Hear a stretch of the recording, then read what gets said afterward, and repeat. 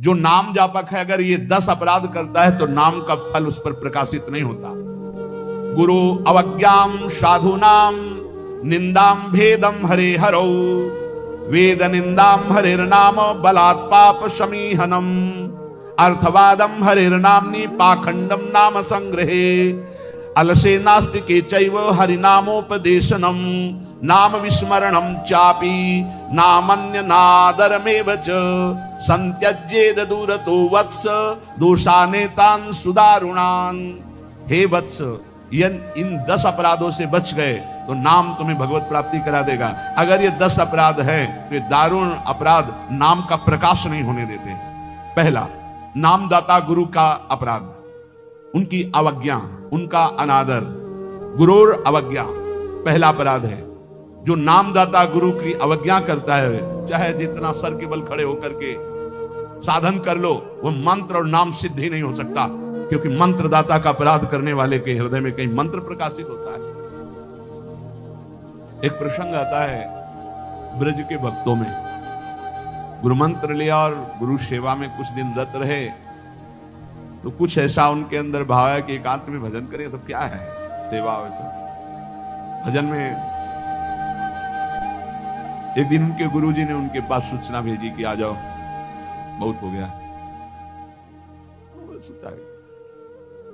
और गुरुजी कुछ दिन में पधार गए, सारा भजन साधन सब खत्म। अब उनके सारांश में बताया तो बहुत बड़ा उनका प्रश्न, बहुत व्याकुलता हुई उनकी। सब संतों से, बड़े बड़े संतों से पूछा, बिल्कुल ऐसी बहिर्मुखी स्थिति, कोई भजन नहीं, कोई। उनका गुरु अवज्ञा हो गई, गुरु अपराध हो। बोले अब कैसे? गुरु जी तो पधार गए।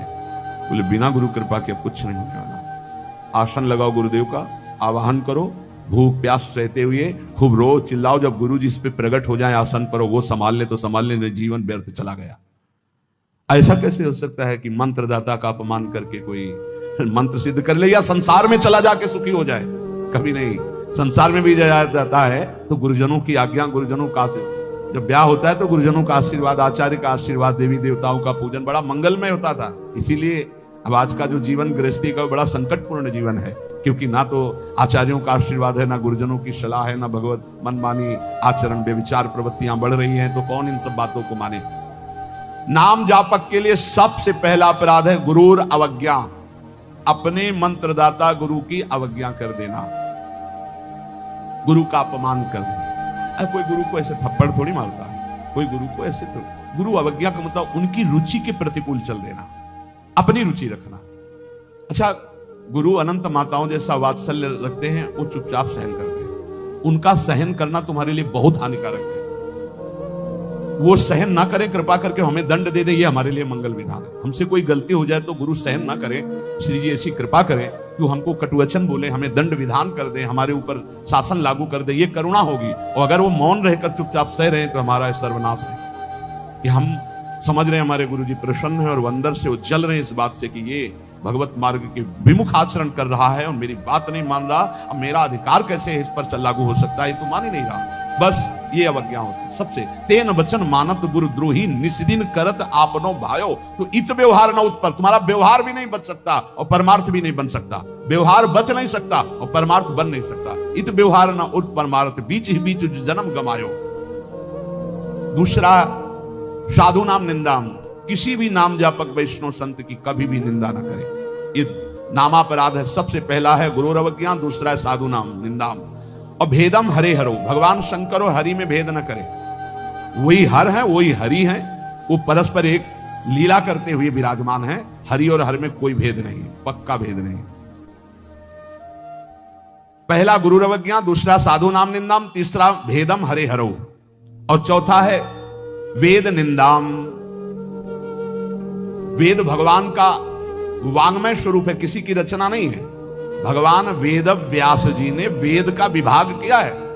वेद की रचना तो स्वयं वेद प्रकाशित हुए हैं। वेद की रचना किसी ने नहीं की, स्वयं वेद प्रकाशित अपौरुषेय है। ये किसी के द्वारा लिखे नहीं हुए, स्वयं जैसे भगवान प्रकट हुए ऐसे वेद भगवान प्रकट हुए हैं। वेद की निंदा करने का अधिकार किसी को नहीं है।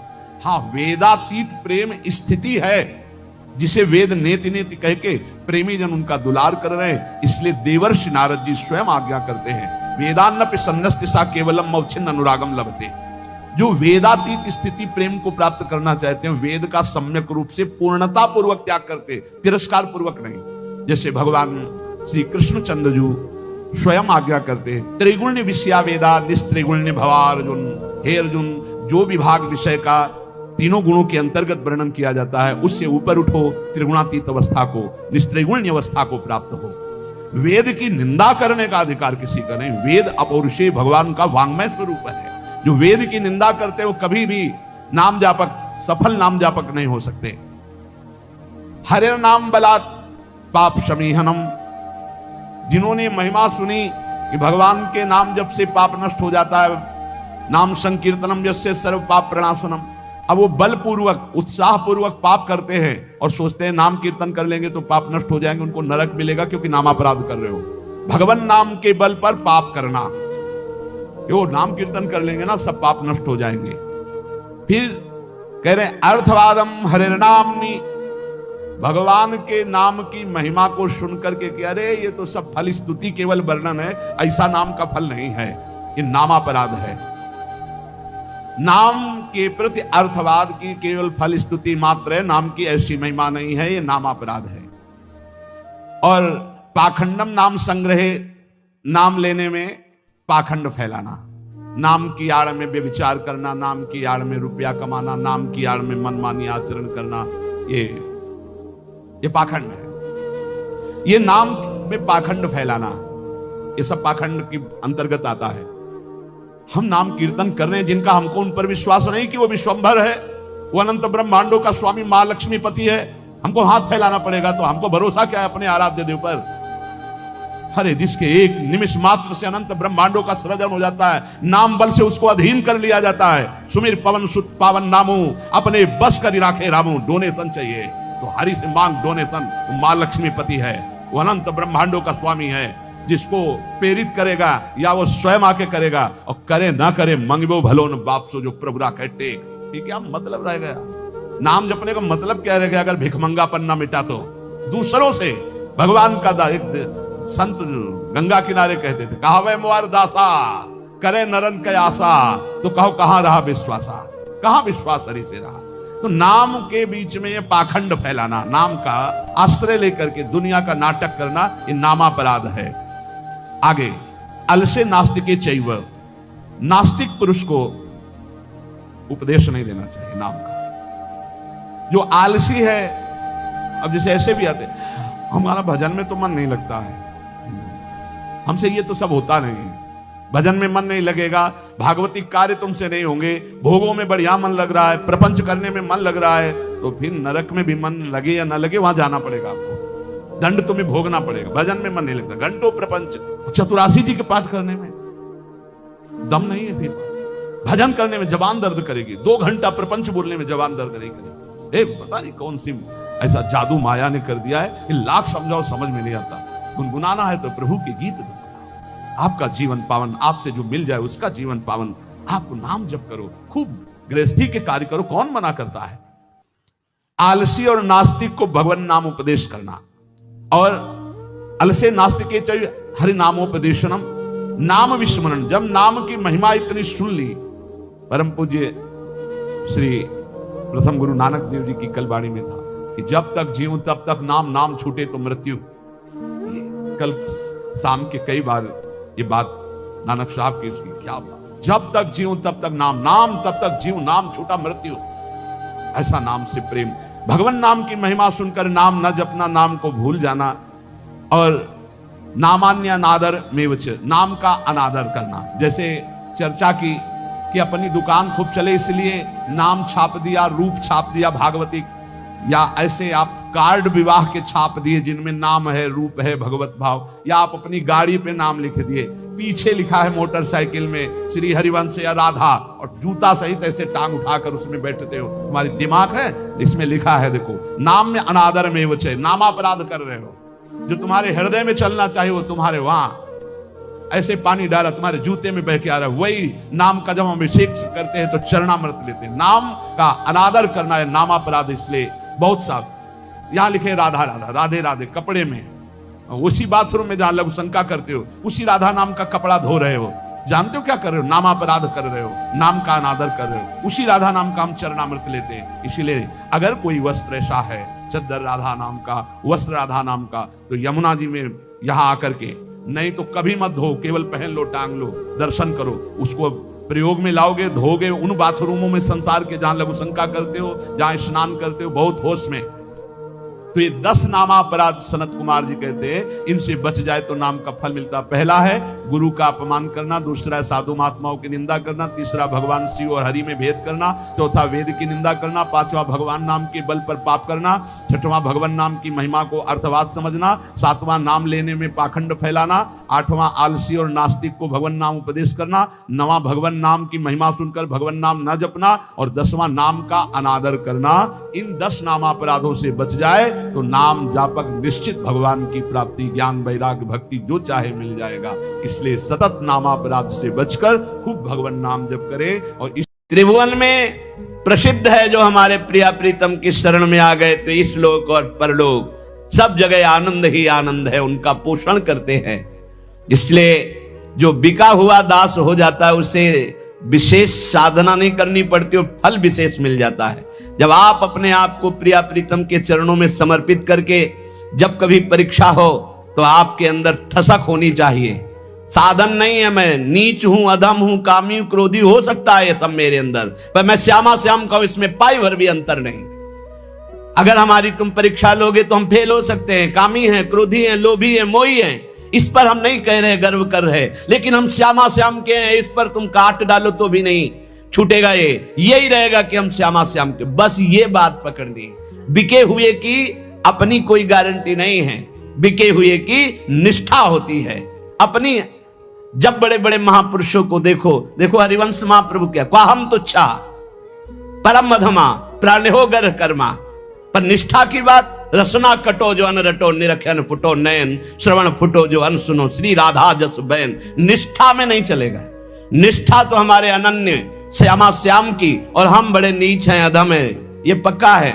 हम अपनी सफाई नहीं पेश कर रहे, हम अपनी भावना बता रहे कि अगर आप हमारी परीक्षा लोगे तो हम फेल हो जाएंगे, लेकिन हमारी निष्ठा की परीक्षा लोगे तो काट डालो तो भी यही निकलेगा, हम श्यामाजू के, हम श्यामाजू के। बस ये खास बात है, इसी से सब कुछ प्राप्त होता है। जब आपके अंदर ये बात बैठ जाएगी कि हम श्यामा श्याम के, तो कोई विकार ही नहीं रह जाएगा, क्योंकि विकार होता है देहाभिमान में, मैं शरीर का, मैं पुरुष, मैं स्त्री, इसमें विकार होते हैं। और जब आप श्यामा श्याम के समर्पित हो गए तो ये ध्यान में नहीं आते, ये नेत्रों में बस जाते। अगला पद लिखा कि मेरे नयनन में दो चंद बसो, मेरे नयनन में दो चंद।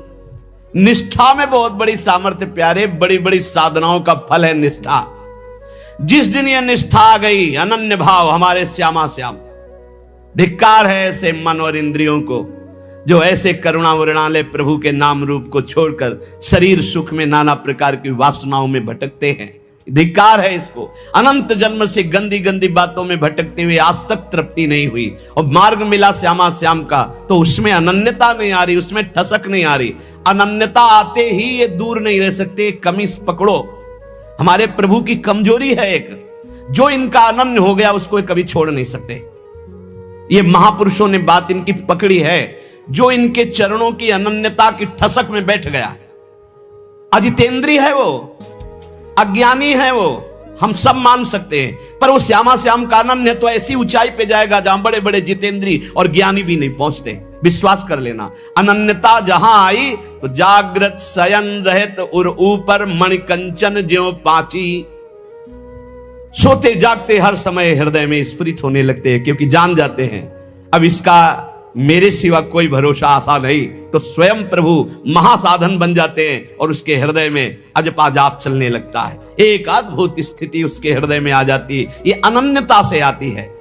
तो गौर बरन वृषभानु नंदिनी, श्याम बरन नंद नंद बसो, मेरे नैननी में दो चंद। आपके सिवा है युगल चंद कोई है ही नहीं, तो मेरे नेत्रों में कौन बसा? श्यामा श्याम। ये गोलक रहे लुभाए रूप में, निरखत आनंद कंद, जय श्री भट्ट प्रेम रस बंधन, क्यों छूटे दृढ़ फंद, बसो मेरे नैननी में दो चंद। दोनों युगल सरकार श्यामा श्याम आनंद कंद ऐसे आकर नेत्रों में बस जाते हैं कि नेत्र गोलक अब कुछ और देख ही नहीं पाते। ये प्रेम बंधन में बंध कर उपासक के हृदय में नेत्रों में समा जाते हैं।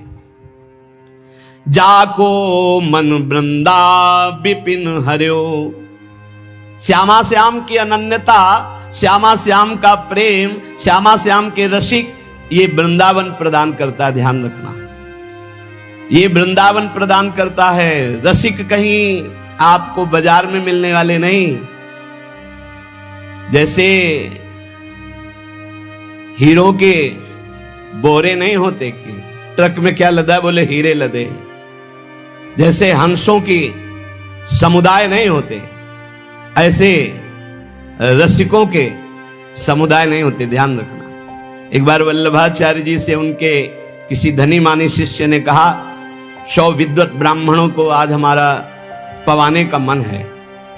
तो वल्लभाचार्य जी ने कहा, बहुत उत्तम विचार है, एक भगवत शरणागत वैष्णव को पवा दो, 100 ब्राह्मणों के पवाने का फल मिल जाएगा। हाँ प्रभु, तब तो 100 वैष्णवों को पवा देंगे। तो उनका उत्तम बात है, अगर एक भगवत प्रेमी को पवा दो तो 100 वैष्णवों के पवाने का फल मिल जाए। उनका प्रभु 100 भगवत प्रेमियों को पवा देंगे। तो आंसू आ गए और कहा, भगवत प्रेमी 100-200 नहीं होते, कोई बिरले होते। जो कहो हरिवंश रस बिरलो समझनहार, एक दोई जो पाइए खोजी सब संसार।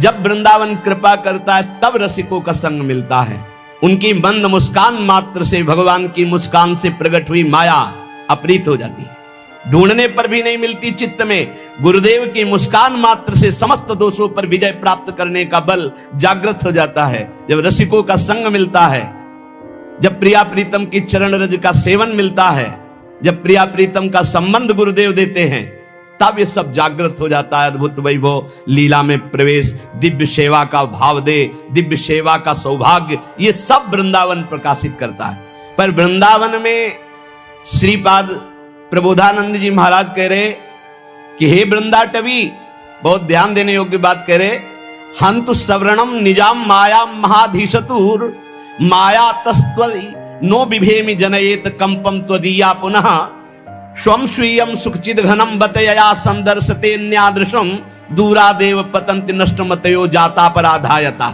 हे वृंदावन, आपकी कृपा से आप में आ तो गए हैं, पर आपकी माया से बहुत डर लगता है। क्या आप में सब चिदानंद हैं, लेकिन मेरी दृष्टि मायामयी है, तो कहीं अपराध न बन जाए।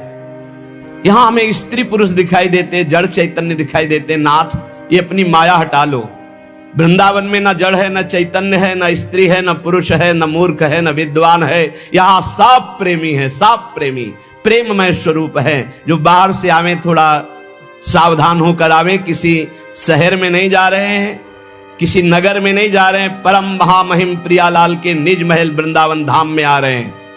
होश में यहां कोई ऐसी क्रिया, कोई ऐसी चेष्टा जिसको पाप कहते हैं, वो फिर सच्ची मानिए वज्र की लीक हो जाएगा। यहां से किया हुआ पाप यही केवल नष्ट हो सकता है, दूसरा कोई उपाय नहीं। किसी तीर्थ याटन में, किसी दान पुण्य में, किसी अनुष्ठान में क्षमता नहीं कि यहां का किए हुए पाप को नष्ट कर सके। वो धाम ही नष्ट कर सकता है। धाम का सेवन करे, धाम से प्रार्थना करे, मां की तरह कृपालु है, भले वो क्षमा कर दे। इसलिए सावधान कह रहे हैं, वृंदाटवी हंत श्रवणम निजाम माया महाधीशतुर माया तस्त्वई नो बिभेमि जनेत कंपम तुदीया पुनः। वृंदावन ये बड़ी विचित्र माया है, आप इस माया को हटा दीजिए। जो लोग यहां वृंदावन पिकनिक मनाने आते हों, या जो यहां ऐसे गंदे भावनाओं को लेकर, कभी मत आना। नहीं आओगे, जय बोलो वृंदावन धाम की, बाहर से तुम्हारा मंगल हो जाएगा। यहां आकर कोई भी ऐसी बात जो धर्म विरुद्ध है बिल्कुल मत कीजिए। यहां 1 दिन के लिए आइए, 2 दिन के लिए आइए, उपवास कीजिए, थोड़ा अन्न पाइए या फलाहार पाइए, और रात दिन खूब भजन कीर्तन परिक्रमा। ये वो देश है कमाने वाला, भजन कमाने वाला, जीवन को उन्नतिशील बनाने वाला, ये परम धाम है। यहां आकर कोई ऐसी गलती अगर हो चुकी हो तो धाम में ही रज में लौट जाओ, वृंदावन की परिक्रमा लगाओ और आर्त भाव से प्रार्थना करो वृंदावन से। और जो बाहर से आते हैं, जब वृंदावन से जाएं तो हमारी ये बात पक्की मान लें, बहुत हृदय की कह रहा हूं। बाहर निकलकर अगर आप सवारी से हैं तो उतर जाइए और वृंदावन को प्रणाम कीजिए, पंचांग और साष्टांग, और हाथ जोड़कर विनय कीजिए, हे श्री धाम वृंदावन, मेरे शरीर से, मन से, वचन से अगर कोई त्रुटि जाने अनजाने में अपराध बन गया हो तो हे करुणा में क्षमा कीजिए, और रज माथे पे लगाइए, फिर यहां से जाइए। और जब यहां आइए तो प्रवेश होने के पहले ही साष्टांग दंडवत कीजिए या पंचांग दंडवत कीजिए, हे परम पावन प्रिया प्रीतम के निज महल स्वरूप वृंदावन धाम, ऐसी मुझे सद्बुद्धि दीजिए कि आप में मैं आया हूं, कोई अपराध न बन जाए, न शारीरिक, न मानसिक, न वाचिक। श्रीपाद प्रबोधानंद जी कह रहे हैं कि मेरी बुद्धि कांपती है कि वृंदावन में कोई अपराध न बन जाए, क्योंकि ये वज्र की लीक है, वज्र की लीक मिटाए नहीं मिटेगा। वैसे ही कर्म बड़े बलवान है, संसार में पापाचरण कर दो तो पाप करना सहज है, लेकिन उसको नष्ट करना बहुत कठिन है। वो अवश्य में भोक्तव्यम कृतम कर्म शुभाशुभम, जब भगवान का बहुत भजन बनता है रात दिन, तब कहीं कर्म संस्कार मिटते, वो भी प्रारब्ध भोगना पड़ता है। बहुत होश में, जितनी वस्तुएं सब यहां चिदानंदमय हैं, भले आपको नहीं दिखाई देती। जो पुरुष वृंदावन में आकर अपराध करता है वो अधोगति को प्राप्त हो जाता है। दूरादेव पतंति नष्ट मतयो जाता अपराधा यतः, तो अपराध से मुक्त होने की बात भी आपको बता दी। यदि आप चल लेते हो तो साष्टांग दंडवत करो, पूरे वृंदावन की परिक्रमा लगाओ, उस दिन उपवास करो और मन से प्रार्थना करो, वृंदावन से चूक हो गई, मुझे पता नहीं था, गलती हो गई, अब जिंदगी में कभी नहीं करूंगा, तो माफ हो जाएगा। ध्यान रखना, यही माफ होगा, दूसरा कोई माफ नहीं कर सकता। श्रीधाम वृंदावन का किया हुआ अपराध केवल वृंदावन माफ कर सकता है, दूसरे की सामर्थ्य नहीं, क्योंकि प्रियालाल का ये निज धाम है। इसलिए अगर वृंदावन का सानिध्य मिला है, वृंदावन की कृपा से आप यहां आ पाए हैं, तो यहां बहुत लाभ मिल सकता है, बहुत लाभ। यमुना जी के पावन पुलिन से, यमुना जी के धारा से 8 हाथ दूर ब्रह्म भूमि बोली जाती है। आप वहां बैठकर नाम जप कीजिए, मंत्र जप कीजिए, चतुरासी जी का गायन कीजिए। देखिए, आपको एक माला जप हजारों मालाओं का फल देने वाला है यहां श्रीधाम वृंदावन। यहां ऐसे लोभ से रहो, खूब कमाओ, सारे जगत का मंगल करो, सब सुखी रहे, सब निरोग रहे, सब आनंद में रहे। यह है भजन करने का फल। भजन करने का फल सब सुखी रहे, तो पाप ही नहीं बनेगा। पाप बनता है जब मैं सुखी रहूं, मैं सुख भोग लूं, इसी वृत्ति में पाप होते हैं। श्रीधाम वृंदावन जाको मन वृंदा विपिन हरियो, नाम लेत पावत जु प्रणय रति, जुगल किशोर देत निज कूल, जय जय वृंदावन आनंद मूल। जिसका मन वृंदावन हरण करता है, तो वृंदावन क्या है? आनंद मूल है। यहीं से आनंद का प्रादुर्भाव होता है। तो आनंद का स्वरूप क्या है? बोले नाम लेत पावन जु करत, जय जय राधा वल्लभ श्री हरिवंश श्री वृंदावन श्री वंचन, राधा वल्लभ श्री हरिवंश श्री वृंदावन श्री वंचन, ये आनंद का मूल है। जुगल किशोर अपना सानिध्य प्रदान करते हैं। निरख निकुंज पुंज छवि, राधा कृष्ण नाम और धर्यो, जाको मन वृंदा विपिन हरियो। आनंद मूल वृंदावन नाम रति प्रदान करता है। आप वृंदावन रह रहे हैं, आपको नाम में रति नहीं, तो कोई अपराध है? चाहे संत अपराध, वैष्णव अपराध, गुरु अपराध, धाम अपराध, नाप लीजिए। कोई न किसी की निंदा की है, किसी के प्रति दोष दर्शन नहीं। यहां हिया फिरत स्वार्थ आपने भजन गयो फिरे बाह। आप स्वार्थ से घूम रहे हो, आपके अंदर भजन चल रहा है। यहां श्रवणेंद्री में राधा राधा गूंजता है, चलत फिरत सुनियत यह है श्री राधा वल्लभ लाल, ऐसे वृंदा विपिन में बसत। यहां भजन करना पड़े, यहां तो भजन छाया रहता है। यहां फिरे स्वार्थ आपने भजन गयो फिरे बाह। आप सोचो, अरे और देश के बसती घटत भजन की बात, वृंदावन में स्वार्थ उलट भजन हो जात, तो आपका भजन नहीं हो रहा, आपका चित्त विषयाकार हो रहा है, आप अपराध कर रहे हो। आप कहीं न कहीं वैष्णव दोष दर्शन, संत दोष दर्शन, गुरु दोष दर्शन, कहीं न कहीं कोई न कोई अपराध बन रहा है, ढूंढ लो। नहीं तो हिया आनंद में भजन स्वाभाविक होता है। निरख निकुंज पुंज छवि, राधा कृष्ण नाम उर धर्यो, जाको मन वृंदा विपिन हरियो। जिसका मन वृंदा विपिन हरण कर लेता है, उसके हृदय में छवि पुंज श्यामा श्याम और उनका नाम चलता रहता है। श्यामा श्याम स्वरूप सरोवर परिस्वारथ बिसर्यो, श्री भट्ट राधे रसिक राय तिन सर्वसुदय निबर्यो, जाको मन वृंदा विपिन हर्यो। श्यामा श्याम के रूप सरोवर में समस्त स्वार्थों को विसार करके ऐसा मन पड़ जाता है कि फिर हटता नहीं। देखो, सेवा यदि श्यामा श्याम की मिल गई जिस उपासक को, प्रगट सेवा, तो समझ लो कि उसको निकुंज में पूर्ण सेवा का अधिकार प्राप्त हो गया है, तब यहां सेवा मिली। हमारी बात मान लेना, यह महापुरुषों की बात कहते हैं। श्यामा श्याम की सेवा में रुचि हो ही नहीं सकती यदि श्यामा श्याम ने स्वीकार ना किया हो। जब कोई हरिवंश शरण हुआ, रसिक शरण हुआ, तो हमारी प्यारी जो प्यारे जो परस्पर बैठकर तत्काल निश्चित करते हैं उसकी सेवा, कि ये निकुंज में आएगी, कौन सेवा करेगी, क्या सेवा, इसका क्या नाम होगा, क्या रूप होगा। उसी के अनुसार उसको यहां सेवा में रुचि होने लगती है। बोले हमें सबसे ज्यादा चंदन घर्षण में रुचि, हमारी चंवर डुलाने में रुचि। ये श्यामा श्याम आपको चाह रहे हैं कि आप चंवर डुलाएं, श्यामा श्याम आपको चाह रहे हैं कि आप गाएं, श्यामा श्याम चाह रहे हैं कि आप द्वार पर खड़े रहें। ये सब सेवाएं श्यामा श्याम चाह रहे हैं और निश्चित किया तब आपको सेवा मिली, मान लीजिए। पर सेवा में एक अनन्य निष्ठा होनी चाहिए। अगर आप श्री जी की सेवा कर रहे हैं और आपके पास कोई प्रिय मिलने वाला आया है, तो आपके नेत्र नहीं जाने चाहिए।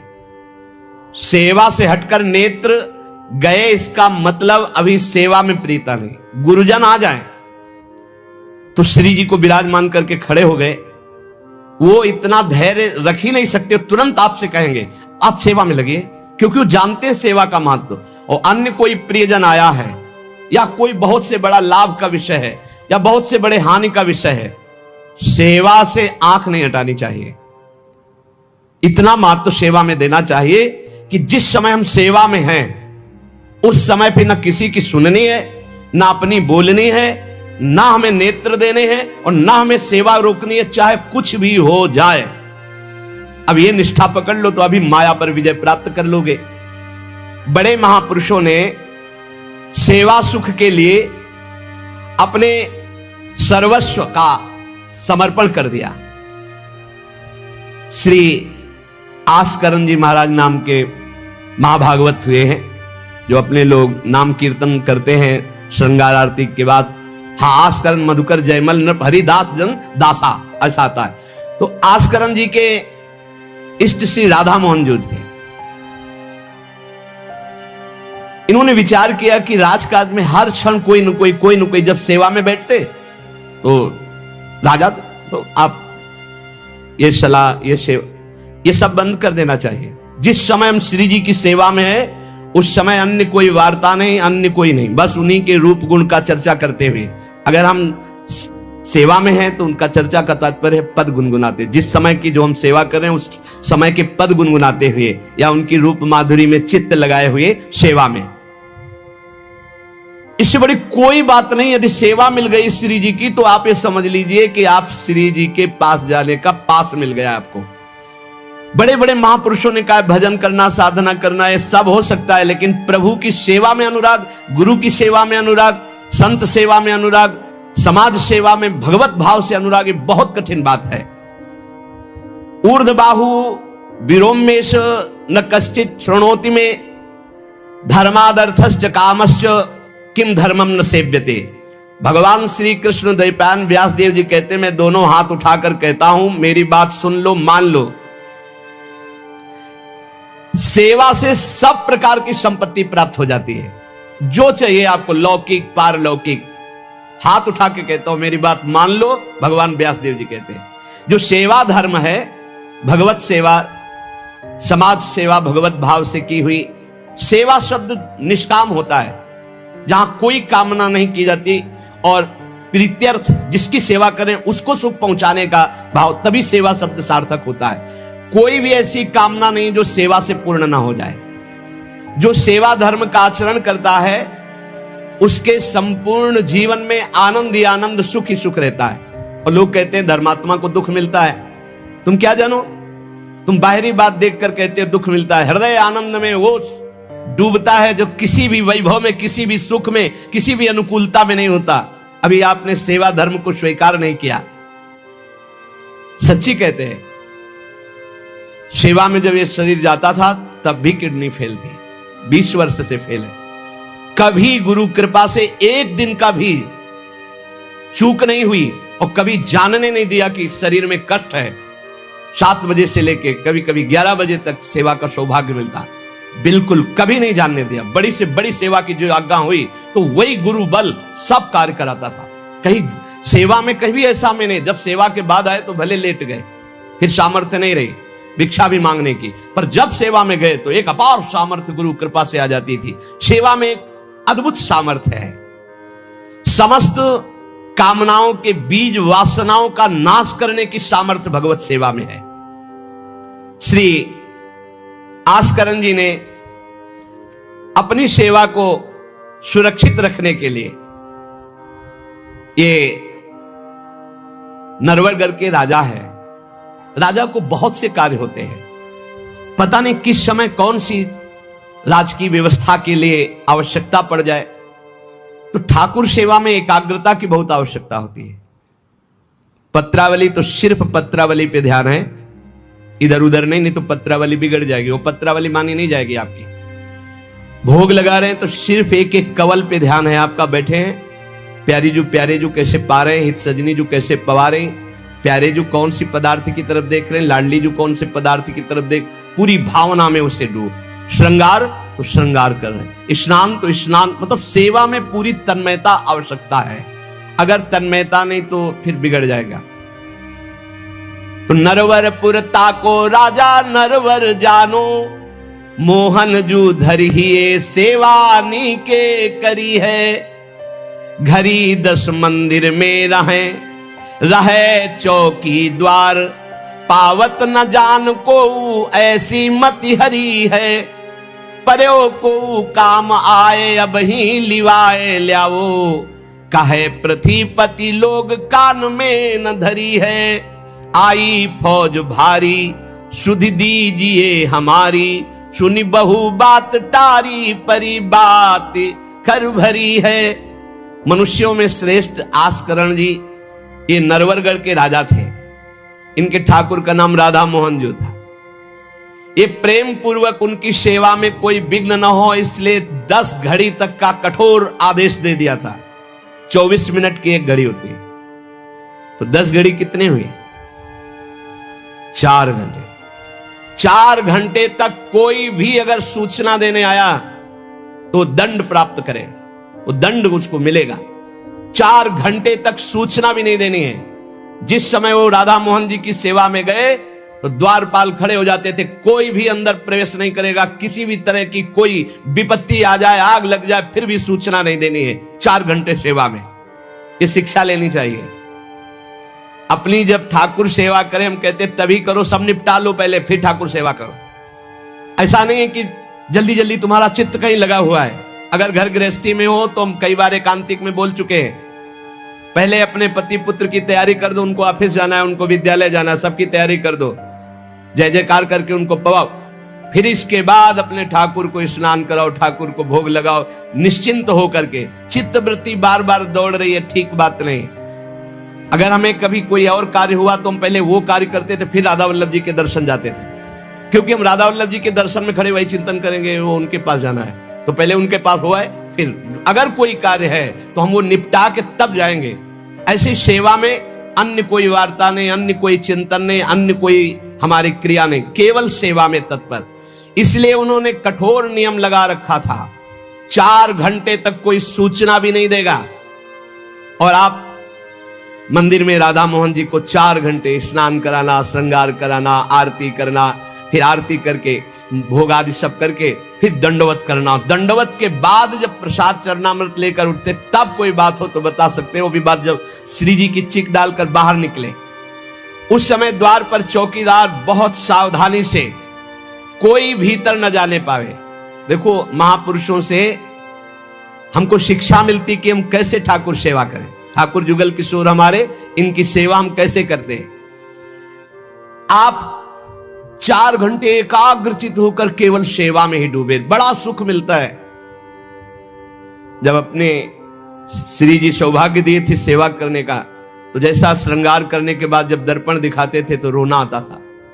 अपने प्रभु को श्रृंगारित देखकर जो हृदय में सुख मिलता है, रोम रोम आनंदित हो जाते थे। कभी कभी 2-2 बजे दोपहर तक बैठे फिर भिक्षा मांगने जाते थे। श्रृंगार करने के बाद पथ सुनाओ उनको, फिर उनकी रूप माधुरी देखो। भक्तों के नेत्र अलग होते हैं तो प्रभु उनका रसास्वादन भी अलग ही करवाते हैं। एक बार क्या हुआ, आवश्यक कार्य से नरवरगढ़ में दिल्ली के बादशाह का आगमन हो गया। बादशाह जो सैकड़ों राजाओं के ऊपर होता था और ये नरवरगढ़ के राजा थे। उसने आज्ञा करी, जाओ आस्करण जी को हमारे सामने जल्दी लिवा करके लाओ। और आस्करण जी का नियम था, राधा मोहन जी के मंदिर में गए तो सख्त आदेश, कोई सूचना नहीं पहुंचाएगा। सब आस्करण जी के जो रक्षक थे उन्होंने मना कर दिया, नहीं महाराज, ये आपकी सूचना भी नहीं पहुंच सकती, 4 घंटे आ ही नहीं सकते आस्करण जी। उसको बहुत क्रोध आया, बादशाह हो, मैं आदेश कर रहा हूं, एक छोटे राजा के सेवक हमें जवाब दे रहे। बादशाह ने आज्ञा का उल्लंघन, इससे बड़ा क्रोध हुआ और उसने बड़ी सेना बुलवा ली और सेनापति को आदेश किया कि जाओ बोल दो, नगर का नाश करवाना चाहते हो या हमारी आज्ञा का पालन करना चाहते हो। तुरंत आस्करण को भेजो, अन्यथा पूरी सेना बलात् नगर को नष्ट कर देगी और जबरदस्ती आस्करण को बंदी बना लिया जाएगा। बादशाह का आदेश, देखो परीक्षा होती। जब यह आदेश हुआ, सेनापति आया, निज दूतों से जो अंगरक्षक द्वारपाल, उनसे कहा, सबने कोई उत्तर नहीं दिया। 4 घंटे तक हम अपने राजा को सूचना भी नहीं दे सकते, जो तुम्हें करना हो करो।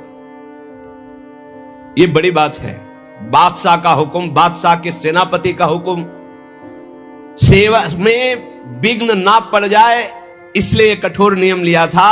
पर सबके हृदय में घबराहट थी कि अब क्या होगा जब बादशाह नाराज हो गया, सेना आ गई, सेनापति आ गए, अब क्या होगा।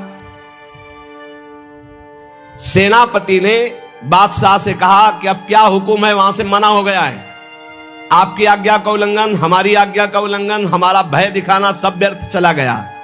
कही कह पठाई, कहो कीजिए लड़ाई, सुनी रुचि उपजाई, चली पृथ्वी पति आयो है। पर्यो सोच भारी, तब बातों विचारी कही, आप एक जाओ गयो अचरज पायो है। सेवा करी सिद्धि साष्टांग होई के भूमि परे, देखी बड़ी बेर पाओ खड्ग लगायो है। कटी गई एड़ी ये पै टेढ़ी हूं न भौ करी, करी नित नेम रीति धीरज दिखायो है। बादशाह ये बड़ा आश्चर्य हुआ कि ये आस्करण जी के पास सूचना ही नहीं पहुंचाई जा रही और हमारे भय का इसके ऊपर कोई असर नहीं। पर आस्करण जी बहुत साधु प्रकृति के हैं, बड़े प्रियजन हैं, आक्रमण करना तो उचित नहीं, मैं स्वयं जाकर के देखूं क्या बात है। राजा थोड़ा भाव से युक्त हुआ, नहीं तो रजोगुण में फिर ऐसा भाव कहां होता है। पर आस्करण जी की भक्ति का प्रभाव कि उसके ये देखो चल के आखिरकार है क्या। बादशाह स्वयं आया। राजकर्मचारी अब विचार में पड़ गए कि बादशाह को कैसे रोका जा सकता है। सब जितने उनके अंगरक्षक सबको रोक दिया। ये बड़ी बात है, यह है भगवान की आराधना का बल। नहीं, बादशाह को कौन रोक सकता है, एक छोटे राजा ये है, उनके सैनिकों ने, द्वारपालों ने रोक दिया और बादशाह से कहा राज आज्ञा का उल्लंघन हम नहीं कर सकते, ना हम सूचना दे सकते हैं और ना किसी और को अंदर जाने दे सकते हैं, किसी और को अंदर नहीं जाने दे, तो हम जा सकते हैं। बोले हां आप बादशाह हैं, आप जा सकते हैं, लेकिन आपके साथ कोई नहीं। बादशाह राजी हो गया, देखे आखिरकार अंदर क्या है। वहां जाके देखा तो आस्करण जी की सेवा हो चुकी थी संपूर्ण। अब वो दंडवत कर रहे थे। कई बार हमने प्रार्थना की है उपासकों से कि 11 दंडवत, 21 दंडवत, 51 दंडवत, 108 दंडवत, जितनी सामर्थ्य हो नियम ले लो, रोज करो। 4 परिक्रमा करो श्री जी की और 11, 21, 51, 108 दंडवत करो। जो स्त्री शरीर के साधक हैं वो पंचांग दंडवत करें। पंचांग किया, खड़े हो गए, हाथ जोड़ा, मंत्र जपा, फिर पंचांग किया, फिर खड़े हो गए। ऐसे ही जो पुरुष शरीर साधक है वो साष्टांग करें। साष्टांग किया मंत्र जपते हुए, फिर खड़े हो गए, हाथ जोड़ा, फिर मंत्र जप कर प्रणाम किया, फिर साष्टांग, फिर ऐसे। हमें लगता है कि होती होगी, दंडवत करते होंगे, क्योंकि ये नियम तो बहुत पहले से दिया और ये करना ही चाहिए। सच्ची कहते हैं बड़ा सुख मिलता है जब अपने इष्ट के चरणों में साष्टांग लौट कर और उनकी तरफ देखते हुए। बहुत कृपा होती, बहुत कृपा होती। यावत स्वस्थमिदम कलेवरम यावत च दूरे जरा, जब तक ये शरीर स्वस्थ है, बुढ़ापा दूर है, आनंद लूट लो भाई, ये कमाने का समय गंवाने का नहीं है। आस्करन जी अपने ठाकुर की संपूर्ण सेवा करके दंडवत अपनी पूरी कर रहे थे। अब जैसे 108 दंडवत तो समय लगेगा। हमने देखा है पूज्य सदगुरुदेव भगवान को अस्वस्थ शरीर में, अस्वस्थ अवस्था होने पर भी, बुखार है पर दंडवती अपनी पूरी करते हुए, नियमावली पूरी करते हुए देखा। क्योंकि जैसे ब्रज की 84 कोस की परिक्रमा में तो श्री जी साथ थी, बहुत थकान, बहुत शरीर कष्ट में, पर आप अपनी दंडवती जरूर पूरी करते हैं। गुरुदेव भगवान को देखा, महापुरुष नियमनिष्ठ होते हैं, जो नियम ले लिया उससे तोड़ते नहीं। जय बजे आरती होती है, आप देख लो, 5 मिनट के अंतर की बात नहीं कह सकते, नहीं, आपको ठीक समय से आरती मिलेगी। जय बजे वो टहलने के लिए वही उनका समय होगा। महापुरुषों की पहचान होती है, उनकी एक रस दिनचर्या चलती, उनकी दिनचर्या में फर्क नहीं पड़ेगा, शरीर में भले फर्क पड़ा हो, चाहे बुखार हो, चाहे जुकाम हो, चाहे जो भी पीड़ा हो, दिनचर्या में फर्क नहीं पड़ सकता। ये महापुरुषों की पहचान होती है। आस्करन जी साष्टांग लेट करके दंडवत कर रहे थे। अब को बादशाह आ जाएगा तो बादशाह कोई साधारण तो है नहीं, उसकी बाजूबंद, उसकी सब झनन भनन आवाज तो होती है, पता भी चलता है कि कोई आ गया। मुड़ करके भी नहीं देखा बादशाह की तरफ, बस बार बार साष्टांग दंडवत, खड़ा खड़ा देखता रहा। 108 दंडवत, 2-4 हो तो बड़ी देर हो गई, न बादशाह से बात, न सलाम, न कोई, बस वो अपनी साष्टांग दंड। ये होना चाहिए। आप श्रृंगार कर रहे हैं तो श्रृंगार में ही दृष्टि होनी चाहिए, दंडवत कर रहे हैं तो किसी की तरफ नहीं, सिर्फ दंडवत के सामने। प्रिया प्रीतम है, हम बार बार दंडवत कर रहे हैं। ये उपासकों की एक एकाग्रता होती है। भला सोचो, बादशाह पास खड़ा है तो ऐसे लेटे लेटे भी तो देख सकते थे, बिल्कुल नहीं देखा। राजा को, बादशाह को बड़ा आवेश आया कि इतनी देर से मैं खड़ा हूं, पहले तो वहीं सब नाना करते रहे, इतनी देर से खड़ा हूं, ना कोई प्रणाम, ना नमस्कार, ना हमारी तरफ देख रहा है, क्या है। तलवार निकाली और साष्टांग दंडवत कर रहे थे तो मारा, एक पैर की एड़ी कट गई, एड़ी कट गई, खून बह रहा है। साष्टांग दंडवत, फिर खड़े, फिर साष्टांग दंडवत, फिर खड़े, फिर साष्टांग दंडवत, बिल्कुल नहीं देख रहे कि एड़ी कट गई। सोचो जरा, ये भक्त की निष्ठा है उपासना की। या तो अगर एक चींटी काटेगी तो थोड़ी देर लौट करके पहले देखेंगे क्या हो रहा है, फिर दंडवत। एड़ी कट गई, लेकिन किसने काटा ना, ये बात देखी। एड़ी कटना कोई साधारण बात समझते हो? तलवार से पूरी एड़ी काट दी, कोई दुख नहीं, रक्तस्राव हो रहा है। अपनी नियमानुसार कटी गई एड़ी, ए पे टेढ़ी हूं न भौं करी, ना तो आह निकला ना गुस्साई कि किसने ऐसा कर दिया। करी नित नेम रीति धीरज दिखा, धैर्य पूर्वक 108 दंडवत पूरी की। पूरा जब संपन्न कर लिया, इसके बाद पीछे हटे, चिक गिराई, क्योंकि समझ चुके थे कि ये तलवार चलाने के हमारे ऊपर हिम्मत केवल बादशाह की हो सकती, दूसरे की नहीं। कोई साधारण राजा नहीं, मां भागवत और महाबली है। इसलिए हमारे ठाकुर का सुखपूर्वक अपशयन हो। चिक डाली, उठ चिक डारी तब पाछे सो निहारी, कियो मुजरा बिचारी बादशाह तिरिझे हैं। हित की सच्चाई यह है नेको ना कचाई होत, चर्चा चलाई भाव सुनि सुनि भीजे हैं। बीते दिन को नृप भक्त सो समायो, पृथ्वीपति दुख पायो सुनी भोग हरि चीजे हैं। करे विप्र सेवा तिने गांव लिख न्यारे दिए, वाके प्राण प्यारे लाड़ करो कही धीजे हैं। आस्करन जी ने जब चिक डालकर पीछे मुड़कर देखा तो बादशाह तो शिष्टाचार के अनुसार जोहार किया। राजा की भगवत सेवा, नियम निष्ठा, ये देखकर बादशाह बहुत प्रसन्न हुआ और कहा मैंने आज देखा ईश्वर के प्रेम की सच्चाई को। तुम्हारे में थोड़ा भी बनावटीपना नहीं, थोड़ी भी शिथिलता नहीं, तुम अपनी निष्ठा के धैर्यवान वीर हो। बादशाह ने आस्करण जी से भगवत प्रेम संबंधी कुछ चर्चाएं की और विचार अपने प्रकट किए कि आज मैं बहुत खुश और सौभाग्यशाली हूं कि तुम्हारे जैसा राजा मेरा जन है। बड़ा हृदय रस में डूब गया बादशाह का। यह है देखो सच्चाई भक्ति की। नहीं बादशाह के हुक्म को टाल देना, सेनापति की आज्ञा का उल्लंघन कर देना, बादशाह आया है साष्टांग दंडवत, कोई उसका आदर ना करना, ये सब भारी अपराधों में आता है। नहीं बादशाह आया और फिर दंडवत हो सके, नहीं पहले उससे बातचीत होगी, बाद में दंडवत होगी। नहीं अपनी निष्ठा के आगे नहीं, एड़ी काट दी गई फिर भी नहीं रुके। अब आस्करण जी सदैव अपने भगवत निष्ठा भगवत सेवा में मगन रहते। राजा बहुत प्रसन्न होकर के कहा कि अब जिस कार्य के लिए हम आए थे अब उस कार्य की जरूरत नहीं है, और अपनी जेब से अपनी रुमाल निकालकर अपने हाथों से उनके चरणों की एड़ी में बांधा और कहा तुरंत चलिए राजवैद्य के द्वारा इसे, और आज से हमारी तरफ से आपके ठाकुर की सेवा सुख संविधान चलेंगे। हम विशेष विशेष प्रकार की आपकी ठाकुर सेवा में सहयोग करें। आस्करण जी ने कहा भगवत कृपा है, सब भगवत कृपा है, सेवा यथार्थ रूप से चल रही है। नियम की सच्चाई और हृदय में कोई छल कपट नहीं, रोष नहीं, ये भगवान के भक्त में विशेष लक्षण होते हैं। भगवान के भक्त में छल कपट नहीं और अपराध करने वाले पर भी रोष नहीं।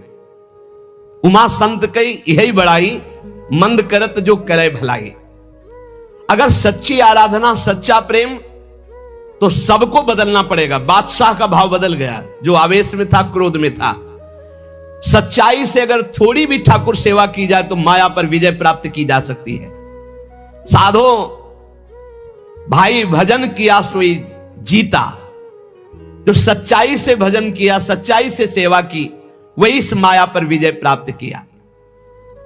एक बार राजा आस्करण जी के शरीर में बहुत जोर का बुखार आ गया।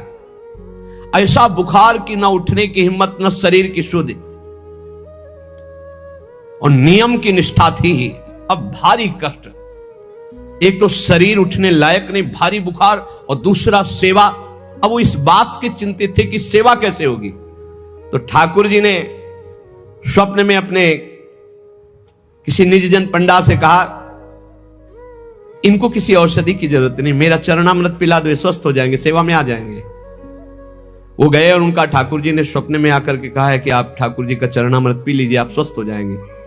वैसे तो चरणामृत रोज ही लेते थे, सेवा में जाने के पहले ठाकुर जी का चरणामृत जो पूर्व का था पिया, तत्काल सब खत्म हो। सेवा में बहुत बड़ी सामर्थ्य है, निष्ठा में बहुत बड़ी सामर्थ्य है ठाकुर जी के चरणामृत में। विश्वास करो, जो रोज चरणामृत पीता है अकाल मृत्यु नहीं हो सकती। अकाल मृत्यु हरणम सर्वव्याधि विनाशनम, कोई भी रोग परास्त नहीं कर सकता। आप रोज चरणामृत पिए।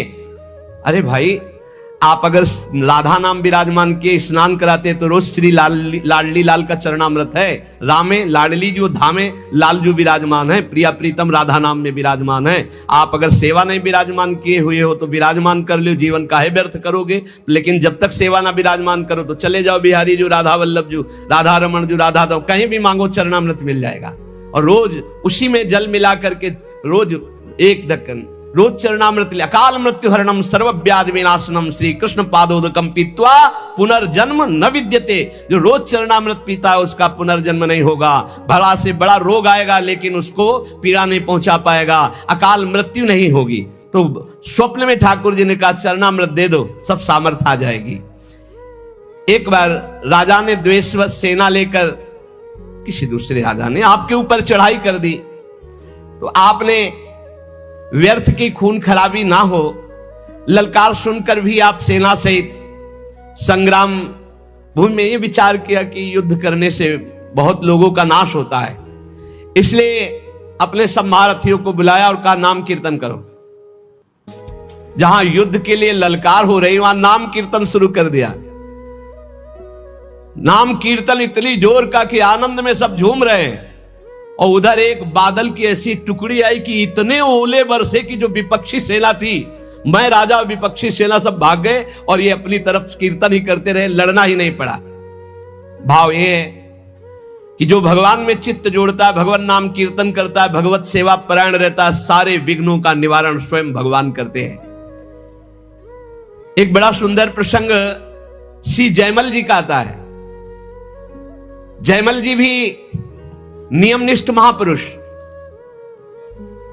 ये भगवान श्री श्यामा श्याम के अनन्य उपासक थे। हरिवंश महाप्रभु के निज जनों में इनका भी नाम आता है, जयमल जी का। इनके हृदय में जैसे आस्करण जी की निष्ठा थी, उस वैसी निष्ठा थी सेवा की। इन्होंने भी 10 घड़ी तक किसी भी तरह की कोई सूचना, किसी भी तरह का कोई कार्य हमसे नहीं बताया जाएगा, और इन्होंने तो स्पष्ट आदेश कर दिया। तो वहां तो आदेश था केवल आस्करण जी का, यहां आदेश था जो बताने आएगा उसकी गर्दन उतार लेंगे। यहां तो और कठोर था। जयमल सिंह जी, वैसे इनका पहले निवास मेड़ते में था, और ये बड़े अनुरागी प्रिया प्रीतम के, इनको प्रिया प्रीतम की सेवा में थोड़ा भी विघ्न बर्दाश्त नहीं था। ये नियम निष्ठा कि मंदिर में कोई भी जब सेवा में जयमल जी हो आ नहीं सकता, आ गया तो उसकी गर्दन बचेगी नहीं। एक कठोर नियम लगा दिया था निर्विघ्न सेवा के लिए। सेवा में बहुत बल है प्यारे, सेवा में बहुत बल है। आप सेवा को जरूर घर में विराजमान करो प्रिया प्रीतम की ठाकुर जी, लेकिन ये आजकल जैसा बनावटीपन किया जाता है ऐसा मत करो भाई। हर काम वीडियो के लिए नहीं है। छोटी छोटी बातें, आप अपने ठाकुर जी का भोग, ठाकुर जी का स्नान, ये वीडियो के लिए है, ये पैसे के लिए है। अरे कुछ तो ठाकुर जी के लिए और अपने बीच में एकांत रखो। चलो गान बजान है, ठाकुर जी की ऐसी बातें हैं जो आनंद ले, सब वो बात तो ठीक है, लेकिन आप स्नान करा रहे हो, आप ठाकुर जी को भोग लगा रहे हो, आप ठाकुर जी की ये बातें तो गुप्त रखो। ये अपने और ठाकुर के प्यार के विषय की बातें तो गुप्त रखो। ये सब वीडियो के लिए नहीं होता है।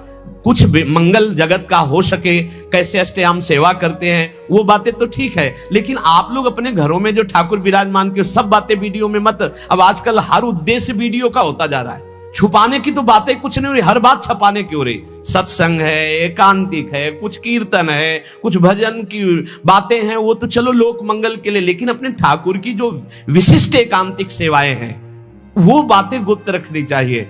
ऐसा नहीं कि जो पर्दा करके अपने ठाकुर जी का स्नान कर रहे हैं, पतला, हाँ आप श्रृंगार करके आ गए, आप दर्शन करो, आरती करो, सब कोई, जैसे राधा वल्लभ जी के देखो आरती के दर्शन होते, लेकिन आप दर्शन नहीं कर सकते कैसे स्नान कराया जाता है। आप अंदर दर्शन नहीं कर सकते कैसे भोग लगाया जाता है। कभी कभी जैसे 56 भोग किसी भारी उत्सव में तो एक कुछ घंटे के लिए दर्शन, वो बात अलग है। तो अपने ठाकुर घर में जो विराजमान है, बिल्कुल जो निकुंज के ठाकुर वही है, अपनी भाव निष्ठा रखो। जयमल जी ये नियम लगा लिए थे कि अगर सेवा के समय कोई भी समाचार देने आएगा तो उसे मार डाला जाएगा। इतना कड़ा शासन। और यह बात प्रसिद्ध हो गई थी कि 4 घंटे जयमल जी निकलेंगे नहीं मंदिर से। तो जयमल जी का एक मंडोर का जो राजा था वो भाई लगता था, उसने विचार किया कि बहुत अच्छा 4 घंटे का समय है, जयमल जी के पास सूचना कोई दे नहीं सकता, और इस समय आक्रमण किया जाए तो पूरे नगर को कब्जे में कर 4 घंटे का युद्ध, और वो निकलेंगे नहीं और कोई सूचना देने जाएगा तो मार डाला जाएगा। बहुत बढ़िया अवसर है कि पूरे नगर को अपने कब्जे में कर लिया जाए। भारी सेना चारों तरफ से पूरे नगर को घेर लिया गया। अब ये जब सैनिकों से पता चला तो हाहाकार मच गया कि बिना राजा के आदेश के युद्ध कैसे छेड़ दिया जाए। चारों तरफ से शत्रु पक्ष सैनिकों ने घेर लिया है। सबने विचार किया कि आज्ञा हो जाए तो अभी युद्ध हो जाए, पर आज्ञा लेने कौन जाए? जो जाएगा मार डाला जाएगा। जयमल जी का आदेश है। अब जयमल जी की माता जी को तैयार किया गया, आप जाओगी तो आप पर वो प्रहार नहीं करेंगे और आपकी बात सुन लेंगे।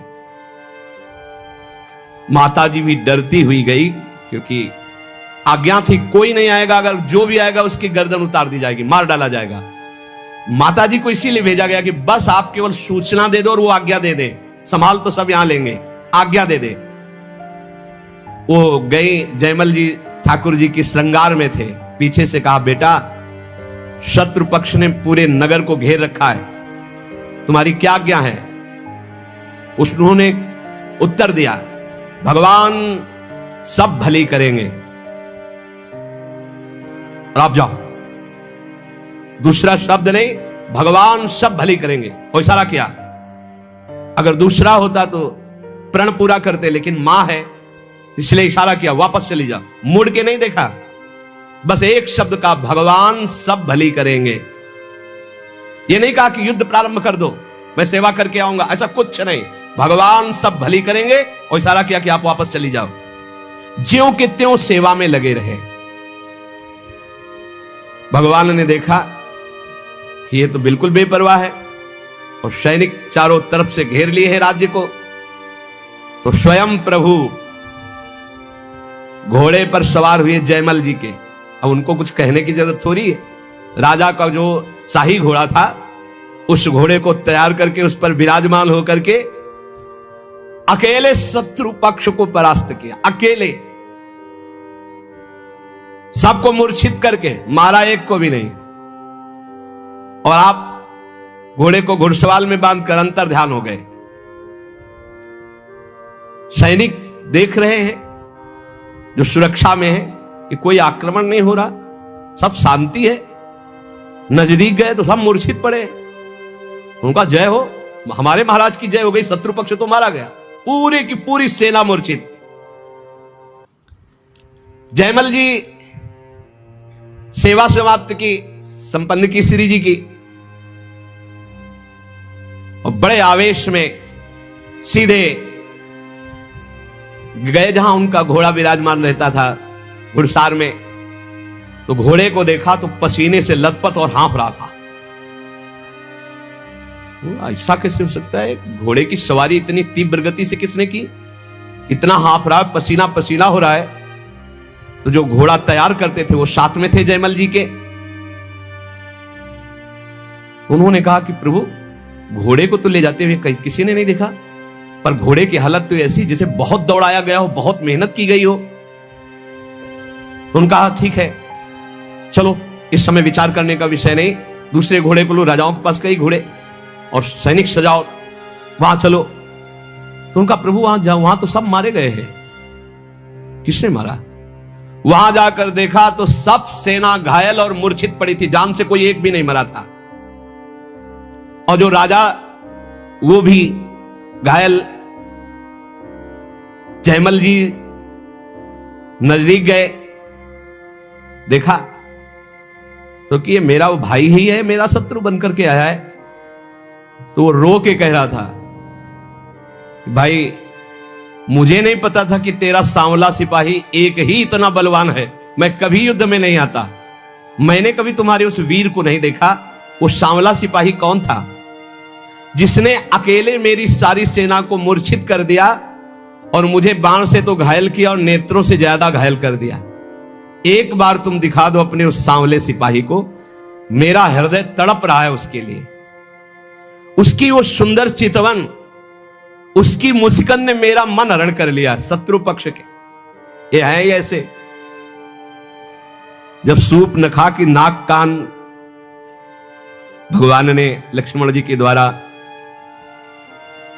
वो जब गई खरदूषण के समीप, भारी बलवान असुर, भारी सेना सजाई, अभी चलते हैं। जब वहां गए तो राम जी का रूप जब देखा तो कह रहे यद्यपि भगनी कीन कुरूपा, यद्यपि तुमने अपराध किया, हमारी बहन को कुरूप बना दिया, लेकिन बद लायक नहीं, तुम मारने लायक नहीं, बहुत सुंदर हो। राक्षस लोग कह रहे, इतने सुंदर प्रभु, और मुस्कुराहट प्रभु के देख के कह रहे कि यद्यपि तुमने अपराध किया, मेरी बहन को ऐसा कुरूप कर दिया, पर तुम मारने लायक नहीं, दर्शन करने लायक हो। सुनो, हम तुम्हारा कुछ भी नहीं करेंगे, सुनते तुम्हारी पत्नी बहुत सुंदर, दे दो, बदला हो जाएगा और तुम जाओ। भगवान ने क्षण में नष्ट कर दिया। बैरी भी जिनको प्यार करे वो प्रभु का रूप है। ये बैरी राजा क्या कह रहे, बाणों से तो घायल ही कर दिया, नेत्रों से भी घायल कर दिया, एक बार उसको दिखा दो जो आपका सिपाही है।